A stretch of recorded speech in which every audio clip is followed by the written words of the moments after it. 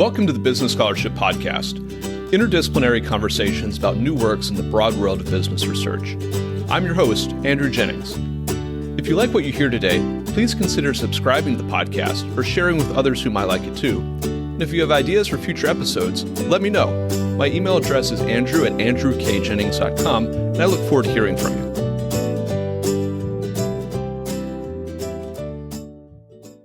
Our guest today is Veronica Martinez, Professor of Law and Director of the Program on Ethics, Compliance, and Inclusion at the University of Notre Dame School of Law.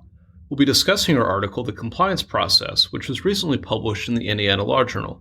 As usual, I'll include a link to the article in the show notes for today's episode. Veronica, welcome to the Business Scholarship Podcast. Andrew, thank you so much for inviting me to be a guest. I'm super excited to talk with you today.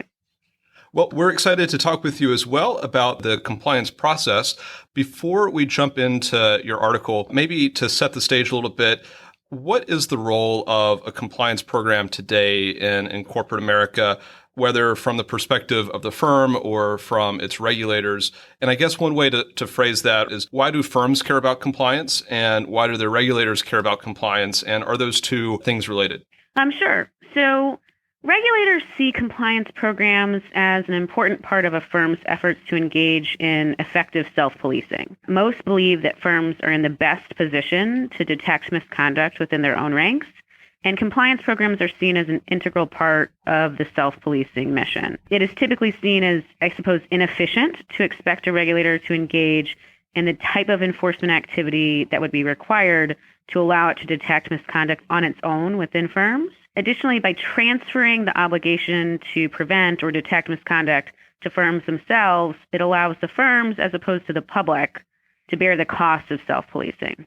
For firms, compliance programs serve a few different roles. I guess I'll mention two.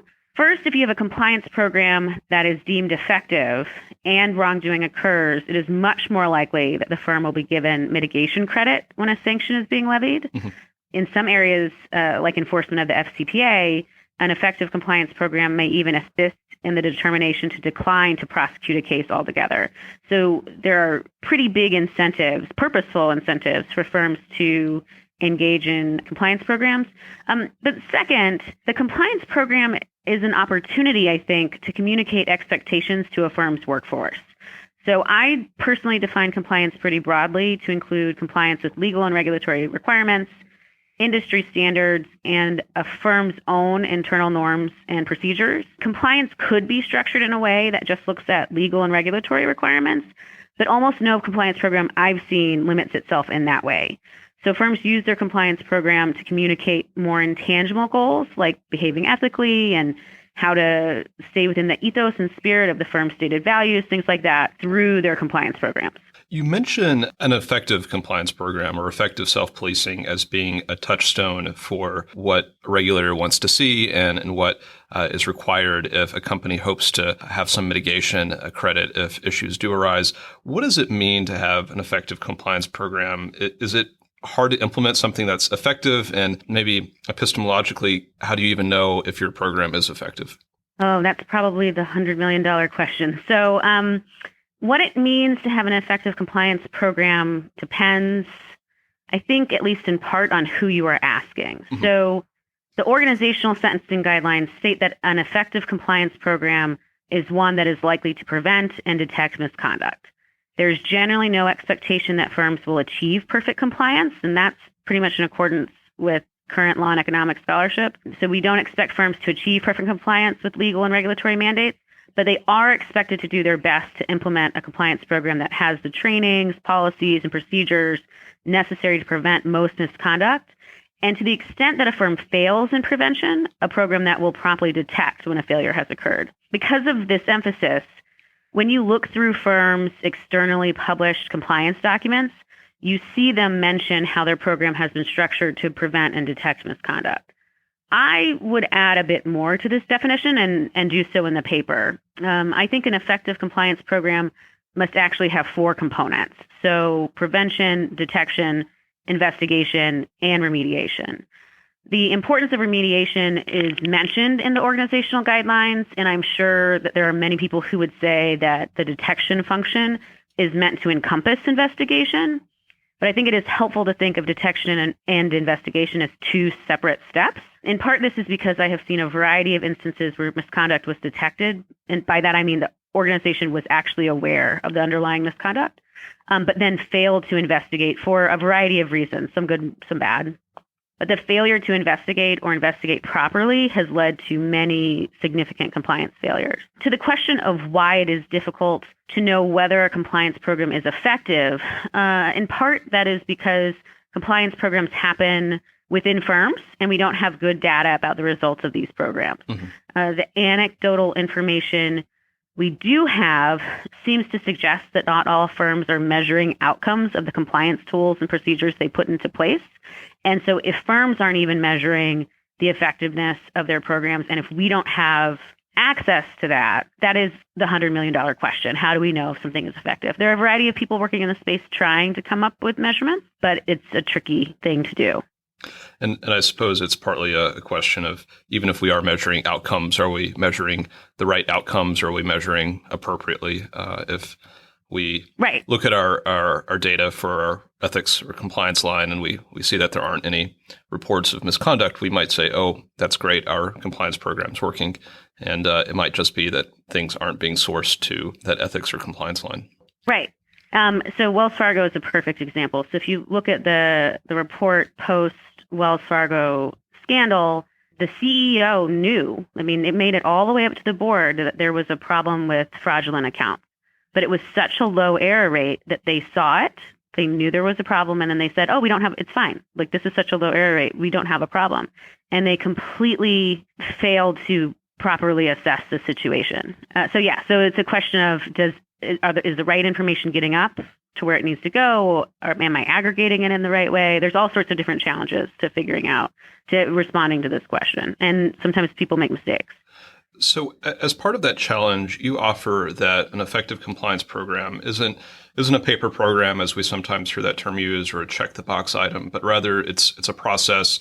And you mentioned the four elements of a good compliance program a moment ago, but could you discuss the process-oriented view and the framework that you propose in this article?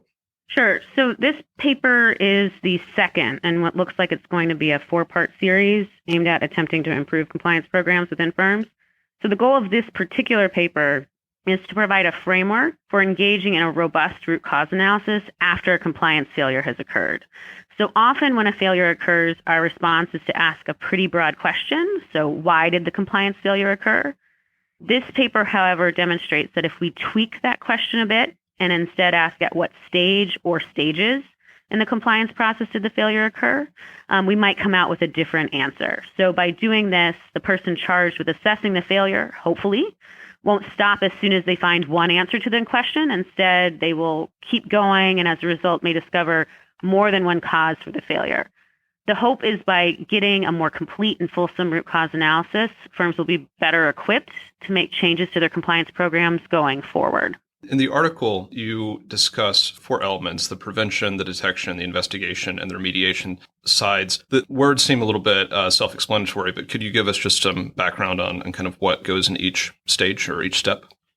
Sure. So prevention would include things that you put in place so that misconduct doesn't occur at all. So that might be something like training, right? So I might train my workforce on why it is improper to make certain types of payments to foreign officials. So that might help me prevent. Detection is put in place to help the firm discover if someone isn't complying with the law or an industry standard.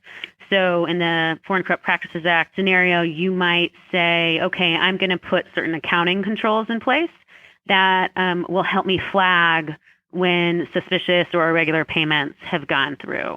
Investigation would be, oh, I've flagged something, and now I'm going to look into it more completely. And investigation could be quick, but I think we're all familiar with the kind of broader internal investigations that are often conducted when a significant compliance failure is suspected. And then the last stage would be remediation. So how do I respond to a failure that has occurred? I've completed my investigation and decided that there is a failure, and now I need to fix it. And so that could run the gamut of rehauling my compliance program. That could include voluntarily disclosing to the government. That could include, if there were actual victims, paying out monetary relief, things of that nature. So those would be the 4 stages. The stages are not super concrete, though. So in the paper, I have a little kind of circular diagram. These stages can happen on a continuum. And if it's a simple compliance failure, these stages might happen pretty quickly for an experienced compliance officer.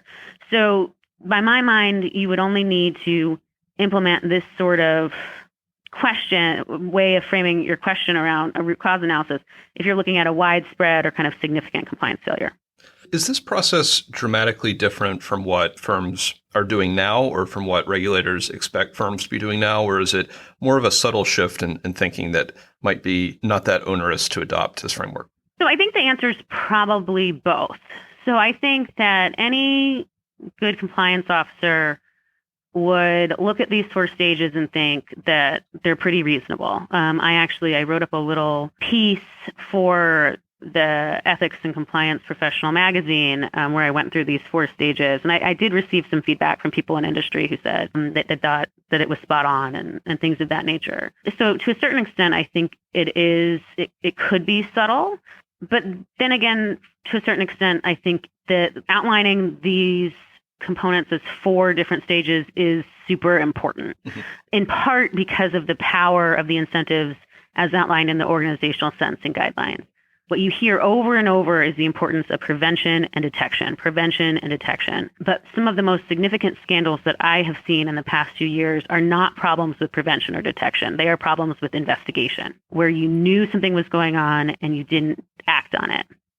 And that, by my mind, is in part a reflection of the messages coming from regulators and the DOJ. Firms are emphasizing what they were told to emphasize. And I do think it would be helpful to think more completely about these issues in a systematic way. To that point, you offer several case studies in the article to lay out and teach about some of the deficiencies that we might see in the compliance process today. And you kind of just alluded to that. How might the framework you describe address those issues? And what were some of the case studies that might illustrate that?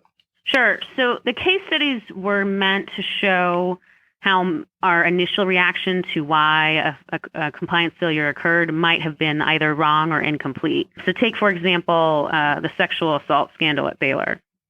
When the original allegations came to light, I think it was pretty easy for Baylor and possibly even the Department of Education to point to the lack of a proper Title IX office and coordinator as the reason why so many problems occurred. So after everything comes to light, they instantaneously put in a Title IX office, hire a Title IX coordinator. But when you engage in a root cause analysis utilizing the process frame, the problems appear to be much more expansive as you find significant deficiencies at all stages of the compliance process, and importantly, even in the remediation stage.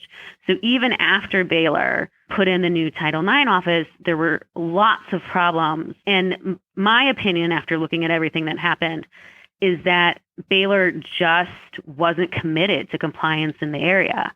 And so it didn't matter if it put in a Title IX office after it found out about the sexual assault allegations, because it wasn't committed to making the changes that were necessary throughout its organization. And as a result, the problem has lingered and continued and kind of festered. And so it is important to kind of think completely about these different failures. Some of the other case studies I looked at in the paper tell us a little bit about certain other remediation efforts. So for example, after the mortgage foreclosure crisis, the OCC required something called an independent foreclosure review. And that was wildly unsuccessful for a variety of reasons and resulted in congressional hearings. But when you look at the independent foreclosure review after the fact and you look at what was supposed to be done and in what amount of time, it looks like maybe it wasn't that the banks or the consultants were engaged in kind of dragging their feet. Maybe the regulatory review that was required by the consent order was actually not reasonable, that maybe there was a failed regulatory design in that case. So my hope with the compliance process is just to give us another framework for thinking through these issues so that we don't make similar mistakes in the future. So if, let's say tomorrow, firms reorient their thinking about compliance to really think about it in terms of this framework, what macro and micro effects might we expect to see at the firm level and at the aggregate level? Are there costs or different benefits that we should be aware of that this framework implies? So I'll be perfectly honest. At the macro level, I don't think we'll see anything. And I think that that's because we already don't know a lot about what's going on internally within firms. I had dinner with the VP of compliance at a Fortune 500 firm a few years ago. And I asked him how they decided how they were going to develop compliance for a particular subject matter area. And he said to me, well, we go out and we talk to non-competitors. And I kind of looked at him and he said, well, I can't talk to competitors because then I might be accused of an antitrust violation, right? So if he's scared to even talk to his competitors about, hey, what sort of compliance strategies have worked for you, it is unlikely that I, an academic, am going to get a lot of information about what's actually going on at firms at a macro level. So at a micro level, my hypothesis is that by tweaking these sorts of questions so that we are more systematic about thinking through compliance failures, you might just end up with more effective responses to these failures. If you think you have a prevention problem and you fix that, but really you had a prevention and an investigation problem, that investigation problem is going to rear its head again because you haven't fixed it.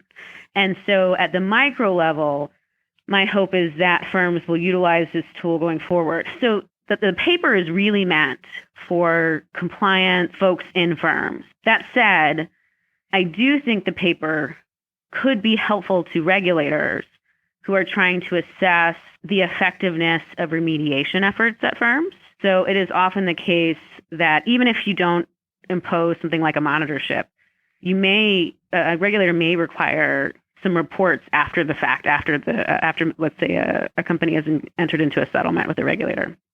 They might require some subsequent reporting about how the remediation effort is going. It is theoretically possible that this sort of framework could assist a regulator in their efforts in deciding whether or not the remediation effort is going well or not. Veronica, what takeaways from this article would you like other academics or people listening from industry or regulators who might be listening to take away from this paper? Sure. So for people within industry, I really want them to take away the general prompt and question I've put forward, which is, might it be more effective to engage in a robust root cause analysis to ask at what stage did the failures occur as opposed to what was the compliance failure? I do think how we frame and ask questions can often be determinative of the outcomes we generate. And so by asking a more precise question, I think you just end up with more complete information. For regulators, I think one of the things I would like them to take away is whether it makes sense to hammer into firms the importance of prevention and detection without similarly focusing on investigation and remediation. So you do see a reference to remediation in the organizational sentencing guidelines, and there are some speeches by high-level officials where they mention remediation. But I think many people take investigation for granted, right? So we all know that if there's a big scandal, you conduct an internal investigation. But that stage is super important and can result in mistakes in our evaluation of why something occurred, but it can also result in mistakes in how widespread something might have been. And so I really do think that for regulators, it would be great if they spent some more time emphasizing what is necessary out of an investigative process. And then for academics, within law, compliance is a relatively new field. And as we are thinking through some limiting principles for compliance as a field, I think this paper helps contribute to this effort. So one of the questions I often got when I was presenting this paper is whether you really could put this compliance framework across types of organizations, so nonprofit, private, public.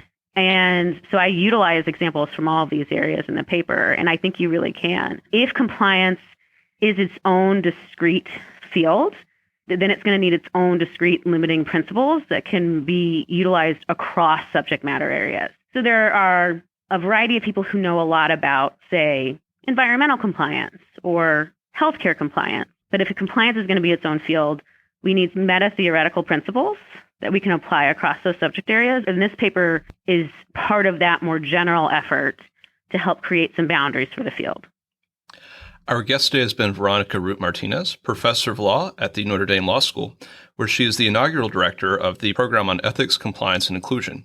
We've discussed her recent article, The Compliance Process, which was recently published in the Indiana Law Journal. I'll include a link to that article in the show notes for today's episode. Veronica, thank you for joining the Business Scholarship Podcast. Thank you so much, Andrew.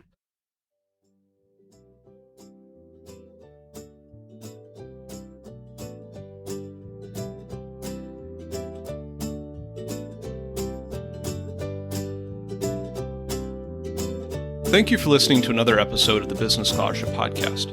If you like what you heard, please consider subscribing to the podcast or leaving a rating on your favorite podcast app, or let other people know about it too. If you have suggestions for future episodes, please let me know. My email address is andrew@andrewkjennings.com, and I look forward to hearing from you. Until the next time, I'm your host, Andrew Jennings.